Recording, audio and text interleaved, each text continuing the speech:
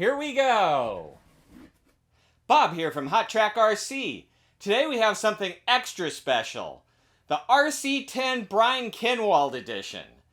This is the car that Brian took to the 1993 IFMAR World Championship and emerged victorious. It incorporates a lot of the features that he had engineered and modified on his car. It's not an exact replica, but it's pretty darn cool. And we're going to compare it to the 2014 re-release of the world's car. And we're going to see what makes these two cars unique and why you might think you need both of them. So if that's interesting to you, then stick around.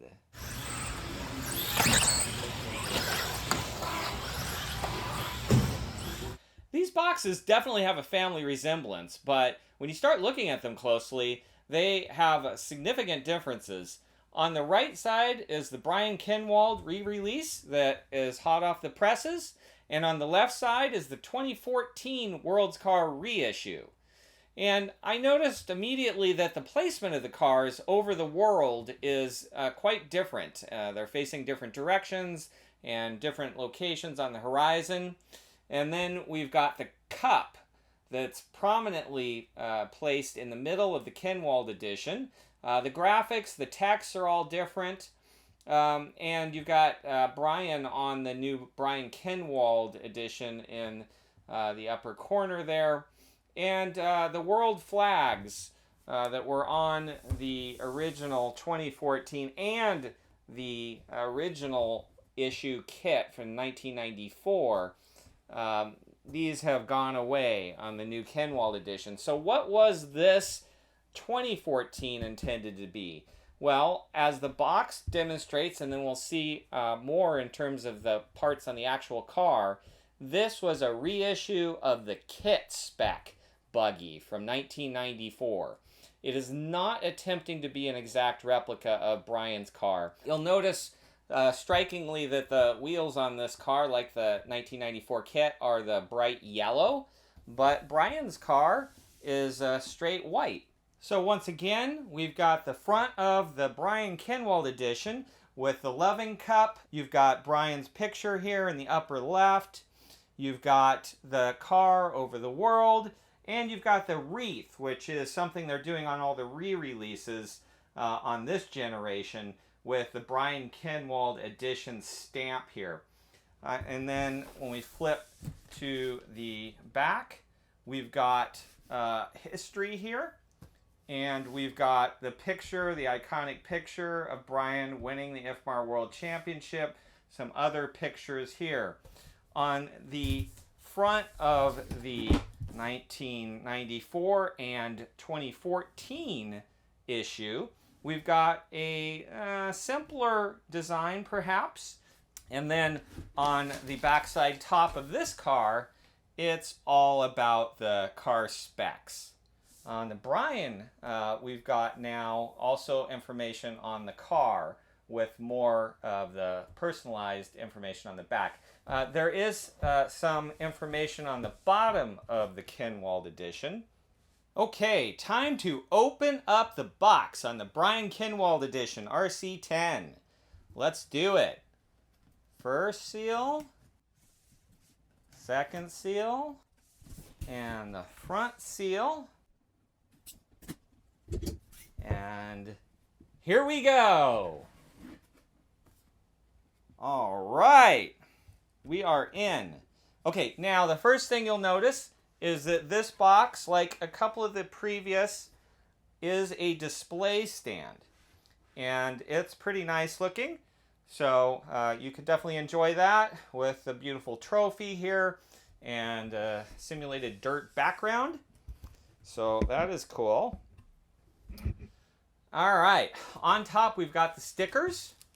Okay, now definitely some differences on the stickers that you get with this kit versus the 2014. So this is designed to be as close to Brian's car as possible. I don't think everything is exactly correct. Now, the main piece de resistance here is the chassis. And these are numbered. and they are shaved, and they put them right on top. So how exciting is that? So here is the chassis, and let's open it up. A little bit of tape here, and we'll get that out. Okay, turn it over.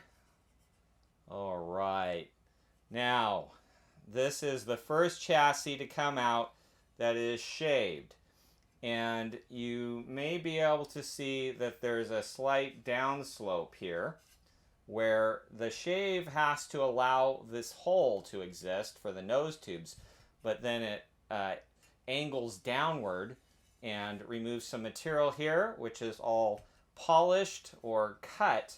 You know, honestly, as I'm looking at this, it definitely looks like they machined this after they coated it with the black finish, which is the exact correct way to do. I can see the machine marks here.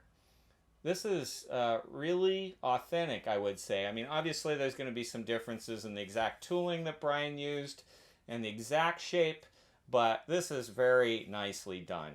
And we've got the associated emblem here, but then also the back here, shaved again. This is the first car we've seen with this angled off rear chassis around the motor.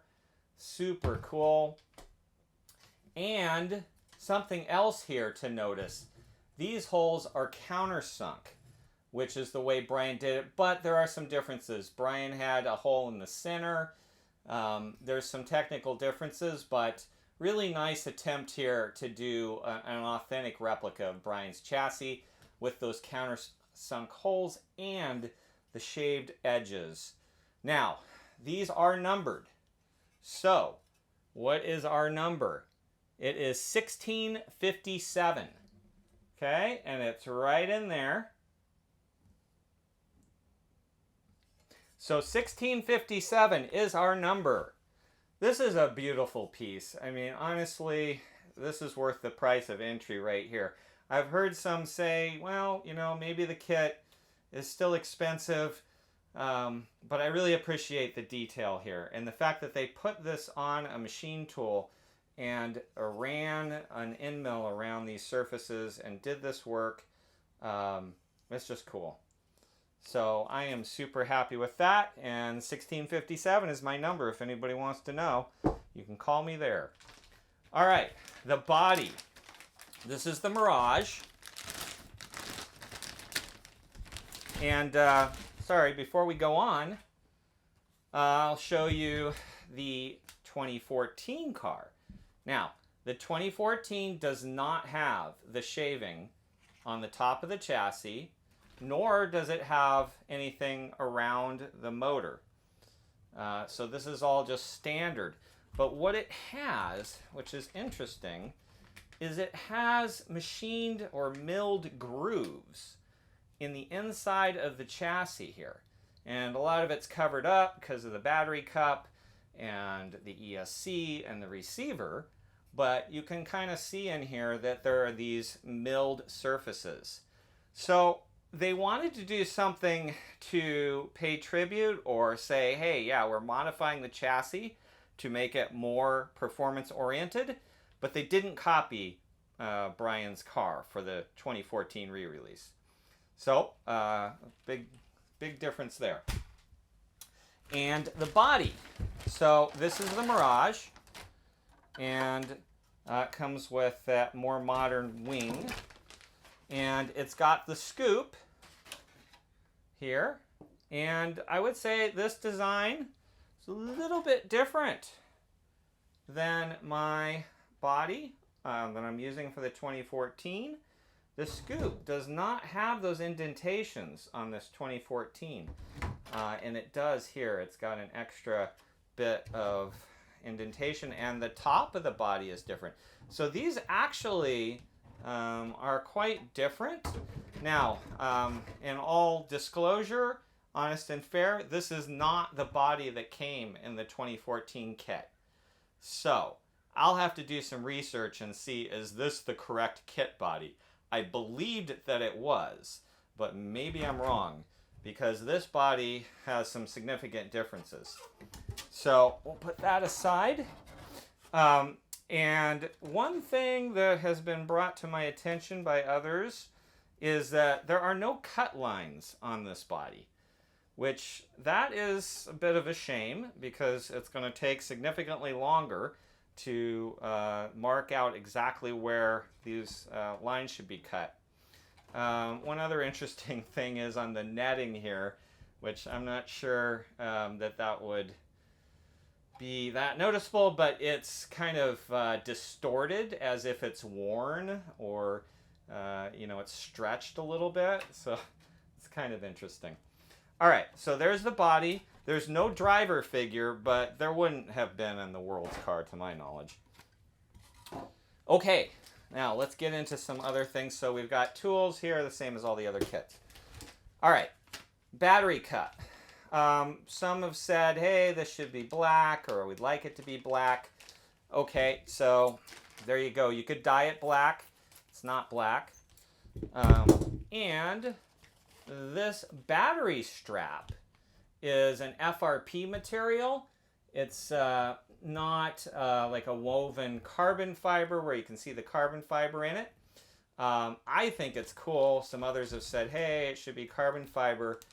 But I'm thinking this is more vintage correct for Brian's car. So now on the 2014, they had fiberglass or glass reinforced plastic, GRP. And that was true to the kit car. The 1994 kit car had this fiberglass. So, I think both are correct for different reasons. But again, this 2014 issue is a reissue of the 1994 kit car, not Brian's car. So there's another difference for you. I like this. I think this is cool looking. The battery cup and the wing tubes are standard. Now notice the wing tubes on the 2014 came in black. These are just natural. So that's a little different there. All right, these ball cups and the turnbuckles. The ball cups I've talked about before. Not my favorite. They tend to be too tight on the turnbuckle thread.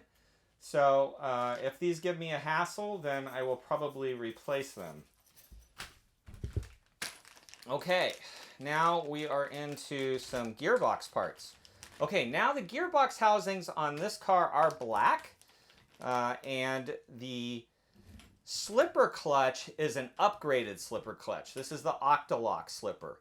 It is the same, more or less. I believe it's the same as the 2014. It also had the Octalock, whereas the recent team car had the older first gen slipper clutch with only one pad. This is going to have two pads. Also, I believe the gearbox is the newer version gearbox. Looking at this idler gear, it looks like it has insert for the gear to go, for the bearings to go into, and the shaft is loose that goes through the idler, whereas on the first gen, this shaft would be molded into that gear, and then there'd be bearings on the outside. So this is looking to be more similar to the design of the 2014 World's car than to the recent team car. Which, I mean, it's pretty cool that Team Associated is coming out with the different versions of these parts. It would have been easier to just throw the existing stealth transmission that they've already issued into this car, but they didn't. They went with this version, so I think that's cool. All right, here's the front arms. They are black. These are the first black arms that we've received recently. They are the same looking black arm that came on the 2014. So that's consistent. However, the 2014 has the natural colored caster blocks, whereas this car has black. So I hear a lot of people saying they like the black and want the black. So there you are. You got the black. And you don't have to worry about the color variation with the black. The black's pretty consistent. So, and then we've got the more modern world style steering arms and they're the on-center steering arms where the kingpin goes right through the center of the axle. So there's the axles. Now here's another difference. These are the short axles, whereas the axles that come with this 2014 car are longer. And if you could see back in here, you would see they extend out further. Okay, next we'll go to the rear arms. The rear arms are black, and the 2014 was black also. So that's consistent. And now, interestingly, the hub carriers in the back are natural, and they were natural on the 2014. So the front caster blocks are black, but the rear hub carriers are the natural, as well as the arms. So there you go. And now here we have, just like the 2014, we have the CVA joints with straight 3/16 axles. Okay, so I believe that's a departure from the original World's car, and it is more practical, I would say, for today's racing. There's more wheel options available, and of course we have the ball bearings in here because this is a performance kit, so we've got all those goodies. But basically this pack right here of rear end components looks identical to the 2014. Next, we've got the front end. Now, this is where we've got something more special, and that is the front shock tower, which is a recreation of Brian's front shock tower. So let's dig into that. All right, so it has standard, again, natural now arm mounts for the front. But this is a carbon fiber front shock tower, and that is what Brian had. And he had this single hole in the top. He knew where he wanted his shocks to be, and he didn't need any other adjustments. So that was it. All right, and these arm mounts look standard. And then now we've got black bell cranks, and that is different than the 2014. The 2014 had white, and this one has the black, but they are the same style World's bell cranks. So that's good. And now we get in here to the hardware. Now here's where, I'm gonna add to the kit, and that is on the hardware. This has the hex drive flathead 832 screws. I don't love that. I want the original Phillips head aluminum screws with the gold finish, so I will change to those. This has the ball bearings in it, and there's a body mount there. So that's cool. All right, standard servo mounts.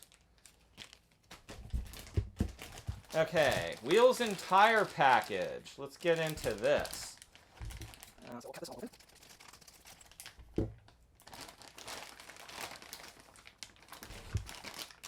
All right, this wheel color is whiter than I've been seeing on some of the reissues.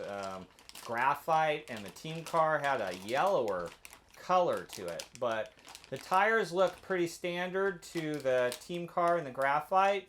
Ribs, I'd have to check them against each other to know for sure. That looks pretty standard, but the wheels definitely have a different color to them. Now here's something special for the World's car. Brian Kinwald, these aluminum blue anodized wing mounts. So those are new. We've never seen those on any other car. That's kind of a nice touch. The wing wire and then the cover for the gears look pretty standard. And then the rear tires. Again, the rear tires, these look just like the team car and the graphite, but the wheels to me look brighter white. So if that's interesting to you, and that's it. So we got some more bearings in here and these clips that I will replace. Okay, let's get down to it. The motor plate. All right, this is a very special part. It's shaved and milled, and oh, this is too cool. Just too cool. So it's milled through again after the plating's been done. And it's been milled and shaved here with removing most of this top surface area. And that is correct. I mean, this is not, they're not cheating on this. They're not like making a tooled part that just comes out with this shape. This was stamped out as a standard motor mount, and then it was machined into this shape, just like Brian would have done. So I love this. This is so cool. Now I know people can do this. This would be a little tough to do without a nice mill to come in here and machine all these slots, and then to do a nice job on this so you don't scar the finish up or anything. You know, you got to be really careful and take your time. That's awesome. I love that. And that goes so well with the chassis. All right, then we should do the nose piece. And the nose piece is also polished around the outside. Now, how much of this is shaved? I'm not sure. It doesn't, well, the sides maybe are shaved a bit. I don't think it's shaved as much as Brian's front nose piece was shaved. But still, super cool. Has the look. And then this was made this way. It's stamped out this way, but it's got the removed material here, shaved V pattern. So to go back to the 2014, the nose piece is also the V pattern here. So that's the same. But of course the 2014 doesn't have that nice polish around the top surface here. And another oddity of the 2013 and the 2014 cars is that the logo here was etched, not stamped. Whereas this one is stamped, as all the recent re-releases have been. And when you do that, you can see the logo on the back side also. Whereas on this car, you cannot see anything on the back side. Because it's just etched on one side. So, that's pretty cool. Now, the motor plate on the 2014, it's not cut, it's not shaved, there's nothing special on the front surface to show. So, again, this is the way the 1994 kit car came, and it did not have those features. So this one doesn't either. All right, now here's something really cool, and I didn't know about this, or I hadn't noticed, but finally, Team Associated has issued a car with different colored springs, and by that I mean different spring rates. They're not just sprayed. So the green are a little softer than the silver, and the black are softer than the green. So I'm so excited about that. I just love the fact that they're doing all these details. This car, they went all in on this car. So I'm super excited. And then we've got, of course, the hard anodized shock bodies and bleeder caps. These are plastic bleeder caps now. And the original 2014 reissue also had the bleeder caps, but it had completely different shock bodies. These were threaded shock bodies. They were not authentic to either the kit car or Brian's car. This was an upgrade, I believe, that they did to make the car more drivable, but maybe they had more ready access to this style shock at the time and they didn't want to redo the others. But it was an upgrade. So whereas Brian's here, they've got the original smooth body, and it's going to require, of course, the clamps, which are the natural color, to adjust the springs. Okay, here's some other cool stuff in here. We've got the nylon nuts for various things. These would be for the shocks. So Brian used these nuts on his shocks. So that's super cool. Okay, we're getting down to it here. One other really cool piece of hardware in this kit, which is true to Brian's car, is the Iridium shock tower mount. and there is sort of speckly stuff in there, and you can definitely see it. That is pretty cool. They went to some trouble over at AE to go back and source this material as close to the original as they could get it, and then machine out these shock towers. And again, Brian only had the one hole up here. He knew where he wanted his shocks to be. However, look, and you can see here that the holes for the mounting screws are countersunk, unlike the kit car. And then we've got the bulkhead, which is black. Now, this is not the correct style. That would have had these ears cut off. And years ago, I did find some of those available on eBay, but I haven't seen any in a long time.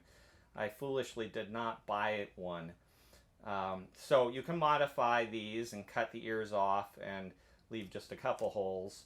And then there should be another hole in between this hole and this group of holes. So again, this bulkhead is not quite right.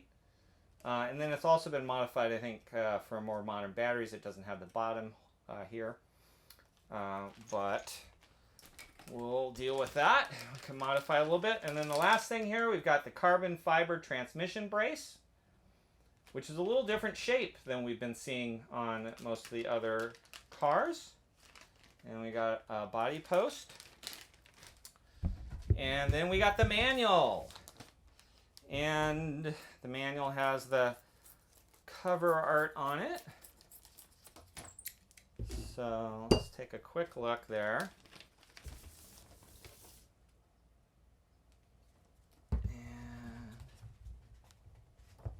Okay, starts out looking pretty typical. It does show Brian's correct shock tower there.